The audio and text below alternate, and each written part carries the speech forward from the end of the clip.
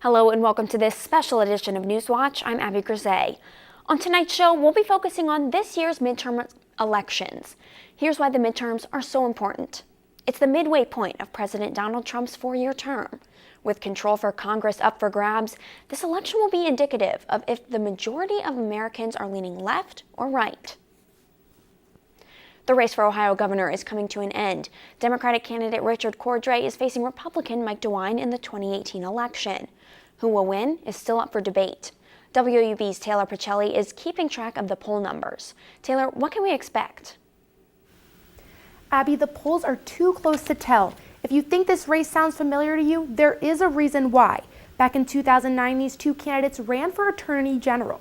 And well, DeWine won with 48% of the vote compared to Cordray's 46%. It was a tight race then, and it is looking close once again. However, the results may switch this time.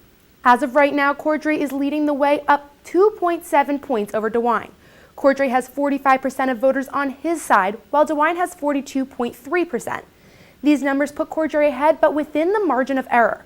This means the race is so close the polls can be wrong, and DeWine could actually be leading. Now let's take a look at how each candidate stands on each issue.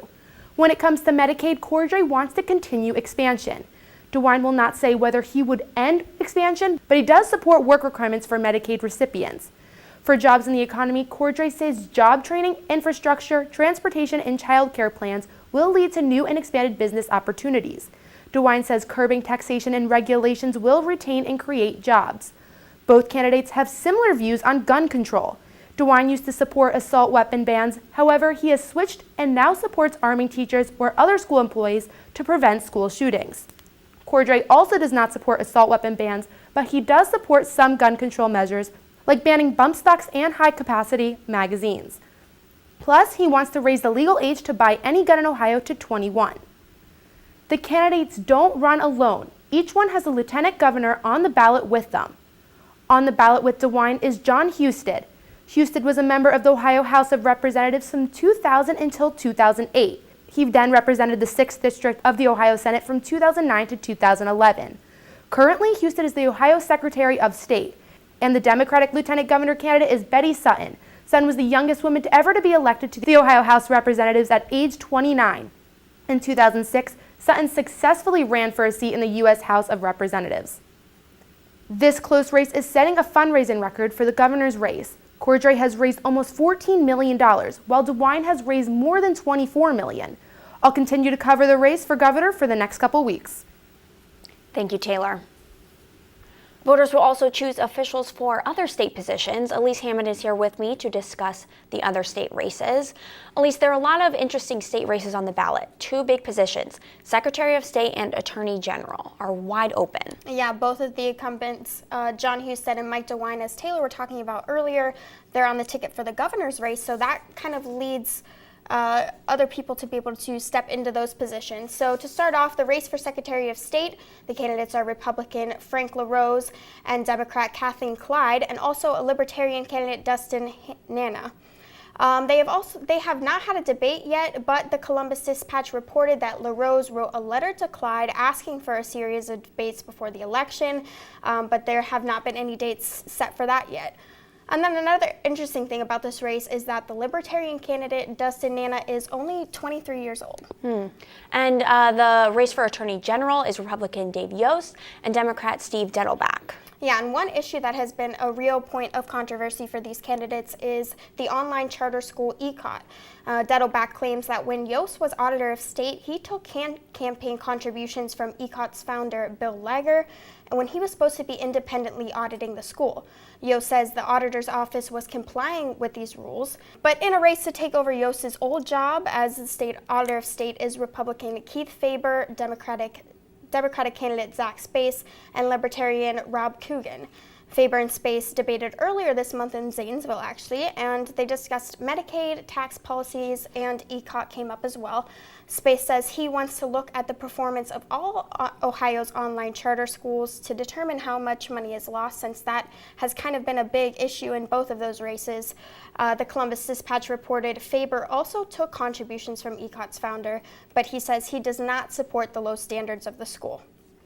So moving on to the next race, Republican Robert Sprague and Democrat Rob Richardson are running for state treasurer. Right, in this campaign, they're both campaigning on really big but very different ideas. Richardson wants to take a more active role and do things like pushing drug companies to pay more for the opioid epidemic. Sprague has more traditional views of the job, but also wants to use it to address issues like workplace development. This is both Sprague and Richardson's first time running for state office. Thank you, Elise. One of the most controversial and complex issues on the ballot this election is Issue 1. Newswatch reporter Ben Schwartz has more on the proposed amendment to the Ohio Constitution, which would turn all low-level drug offenses to misdemeanors. Ben? If Issue 1 passes, those arrested for possessing or obtaining illegal drugs wouldn't face jail time until their third offense. Now, those already in prison for similar drug offenses would also be able to request a reduced sentence. People in prison for non-drug offenses can also reduce their sentences by up to 25% by participating in rehabilitation programs, as long as they aren't in prison for murder or rape. The amendment would also use the money saved from taking care of less inmates to fund addiction treatment programs. The community is still fairly divided on the issue, however. Law enforcement officials are generally opposed to the amendment, while some community members are showing strong support. As of now, Ohio law has a drug diversion program, which gives incentive to those arrested for drugs to go through treatment in order to have their case dismissed or a conviction reversed. Athens City Law Director Lisa Eliason says if Issue 1 passes, it would eliminate the incentive for drug offenders to get clean. So let's say that on Issue 1, a first-time drug user or somebody who's found with drugs, they can't go to jail. They can't be sentenced to jail. The judge will say to them, $50 and I want you to go to treatment. Unless there's some incentive, either suspended jail time or maybe even the promise of that case will be dismissed later on, there's no reason for them to go to treatment, and I don't believe they will. But supporters of Issue 1 have a different perspective. Carrie Shaw, a social worker in Athens County, says putting low-level drug offenders in prison perpetuates the cycle of crime. I've seen a lot of people have felonies on their record, and that felony can really affect their ability to re-enter society and be kind of successful citizens. And because of that, I've seen people turn to illegal ways of surviving even after going to prison. So I think it kind of perpetuates this cycle. Now, if Issue 1 passes, it would be the first amendment to Ohio's Constitution in almost 10 years. Reporting for Newswatch, I'm Ben Schwartz. Thanks, Ben. The Ohio Supreme Court has final authority over the Ohio Constitution and state law. Ohio voters will choose 2 justices for the court. The first candidates are Michael Donnelly and Craig Baldwin. Donnelly is a Democrat. He has been a judge on the Cuyahoga County Court of Common Pleas since 2005. Baldwin is a Republican who has been a judge on the 5th District Court of Appeals since 2013. For the other open seat, Mary DeJaneiro is up against Melody Stewart. Last year, DeJaneiro was appointed to fill Bill O'Neill's seat when he ran for governor. She'll face Stewart, who is a judge on Ohio's 8th District Court of Appeals since 2006. Currently, all of the justices of the Supreme Court are Republican. Coming up, we'll take a look at the state representative race between 2 Nelsonville residents. Plus, 4 local schools have tax levies on the ballot. It's the 3rd try for one school. What could happen if voters don't approve it this time?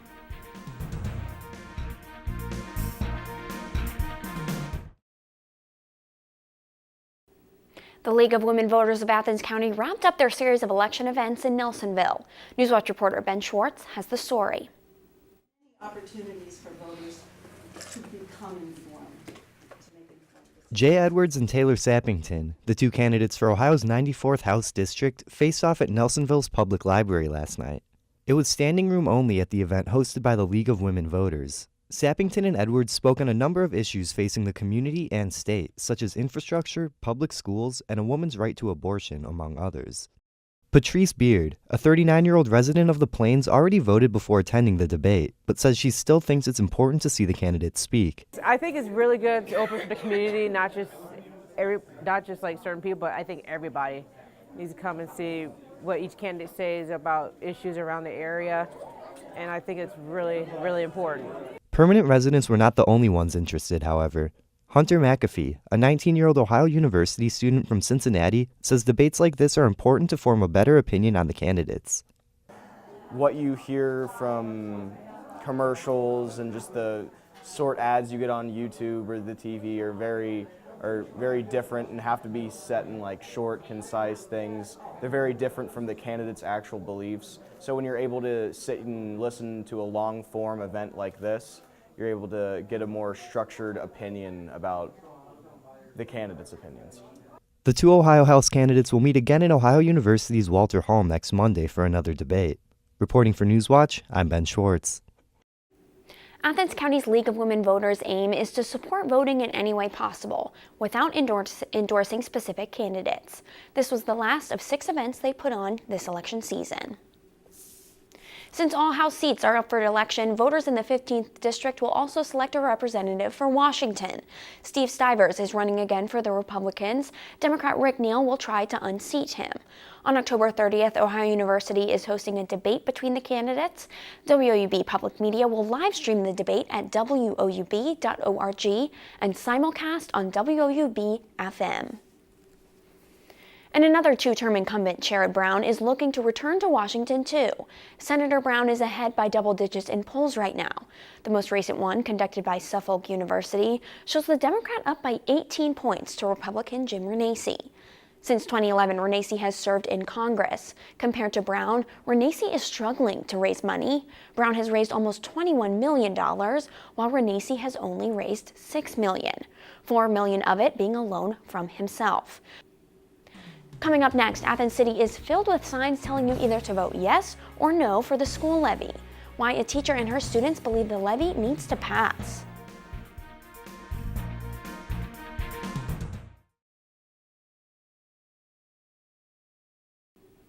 Residents within the Alexander School District will once again vote whether or not to pass a school levy. But heavy cuts and job loss could be on the table if it isn't passed this time. Stephen Hernandez has the story.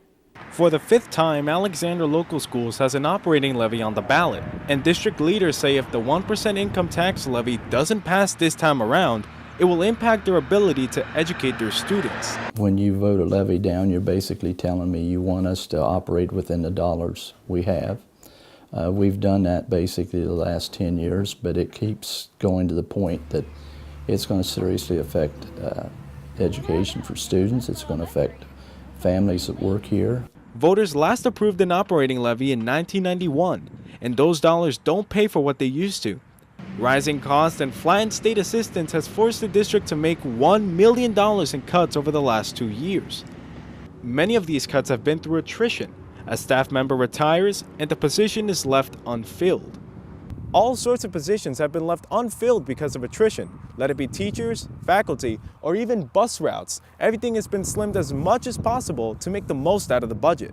I've had students say, wow, Miss Douglas, the classes are getting bigger in the junior high. There's more kids in the class. We don't like that. And or the buses are more crowded. So they are feeling the effects of the cuts that we've made so far. But some believe the income tax is unnecessary. Facebook groups like the Say No to Alexander Levy are critical of the school board's management of the district's finances. The district says if it doesn't get more funding this time around, it will have to start cutting jobs. We're the biggest employer in the 5 townships we cover, so at some point it's going to start affecting local families and local jobs. But no matter the outcome, the district will continue the work for educating their students. People care a lot for their kids, but in this day and age, it costs for programs, and people have to understand that. For WOUB, I'm Stephen Hernandez. The Alexander School District invests less than $9,000 per student, the least out of all the schools in the county. 3 other local schools have levies on the ballot. Southern Local District's levy is up for renewal. The levy amounts to 40 cents for each $100 of valuation. It would be for a total of 5 years, starting in 2020. The district's financial report says without the tax levy in 2019, the school's balance would have around $58,000 less than with the tax levy. In 2020, the difference would jump up to around $174,000. Logan Elm School District has both a bond and levy proposal. If it has an affirmative vote, the funds would be used to construct and renovate school facilities. The plan is to construct a building dividing into 3 zones: elementary, middle school, and high school. If passed, the anticipated opening is the 2022-23 school year. It would be around 68 cents per $100 valuation, with the bonds for a maximum of 37 years or until the amount is paid off. The permanent improvement levy would be 5 cents for each $100 valuation. The added monthly cost for a $100,000 home is more than $21. One of the hot topic issues on the midterm ballot is the Athens City School levy. Reporter Caitlin Coolidge finds out why this issue is so divided among Athens residents and what it could mean for schools if it is passed. The signs are everywhere around town. Either vote yes or vote no on the Athens School Board levy. If the levy passes, new schools will be built for East Elementary, Morrison Gordon Elementary, and Athens High School, and the middle school and Plains Elementary will undergo renovations. The plans for the new buildings and renovations will cost around $86.1 million, with the state chipping in around $27.5 million of the total costs. Ann Morrison, an Athens resident whose son goes to East Elementary, says the increase in property tax to pay for the new schools will make living in Athens less affordable for people. It just seems that to raise people's housing costs to pay for something that people may or may not want, the lower income people who don't seem as represented in the reports that I've seen in the meetings. You know, it may not be what those people want, yet they're going to end up having to allocate more of their income towards it. But some Athens high school students we talked to say buildings are needed. This group says there are problems in the high school, like its leaky roofs, outdated security technology, cracked tennis courts, and its small cafeteria. Senior Jacob Stalker says the outdated security system and the walls that can easily be torn open are a big concern. That's just asking for some kind of failure, and then you're open to any kind of attack, honestly. Senior Caitlin Shyrock agrees. Fear, and even after we graduate, that's still going to be a problem, and we're still going to need a safer building for the students coming up. Modern, safe schools. That's what some supporters say the levy will bring to the district if voters pass it. Some opponents question how another tax increase will impact the affordability of living in Athens. Ultimately, it will be up to the voters to decide on November 6th. Reporting for Newswatch, I'm Caitlin Coolidge. The youth vote in the United States seems to be a large focus of almost every election. But with this demographic having such low voter turnout, is it actually worth it for a campaign to target college students? Only 20 to 25% of voters 18 to 25 years old usually turn out for midterm elections. That's according to Ohio University political science lecturer Dr. Logan Elm. But why is that? Dr. Elliott Doran says along with young people still figuring out their partisan identity, there are other factors at play. Some of it is this misconception amongst youth voters that politics isn't relevant at this stage in life. Every election cycle, there is a concerted effort to tap into the youth vote, which in this day and age means celebrities and social media. One local campaign here in Athens is trying to appeal directly to college students using social media and equating the school levy's cost to everyday items. Anytime we can make politics tangibly relevant to somebody is important. And people do this all the time, especially with students. But even with this arguably clever campaign, this demographic still might not even show up to the polls. Young people tend to be doers more than they are voters. So whereas young people are less likely to vote, they're much more likely to be active in terms of civic organizations. So even though the Pew Research Center says the younger generation makes up a large part of the electorate, it still remains to be seen whether or not they'll actually turn out. Joining me now is news editor at The New Political, Cole Behrens. Cole, thanks for joining us. Thanks for having me. So The New Political published an investigation today about No on Issue 3. Can you tell us about it? Sure. What the findings of our article discovered is that a marketing professor at Ohio University had been commissioned by this mysterious group to create at least a portion of the door hanger. He had discussed it in class and asked for the students' feedback on the door hanger. And so at the bottom of these door hangers, it actually says paid for by Heartland America Incorporated. What did you find out about that corporation? As far as we can tell, it's not real. There are two candidates for who it could be. One is a defunct candle making company out of Canton, Ohio, and the other is a 1-800 camping catalog website based out of Minnesota. We called the Minnesota organization, and they had no knowledge of this group using their name. Okay, well, Cole, we're looking forward to hearing the rest of your investigation. Thank you so much. Thanks for having me. Coming up, a record amount of Ohioans can vote this year. We'll have the different ways you can vote in Athens next on Newswatch.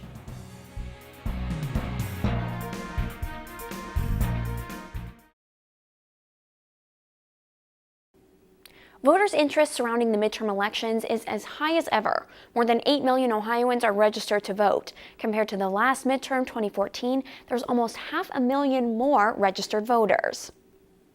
In Athens County, like past years, there are over 45,000 registered voters. That's about 70% of the county's population. Now, in Ohio, early voting means you cast an absentee ballot. That gets counted on election night.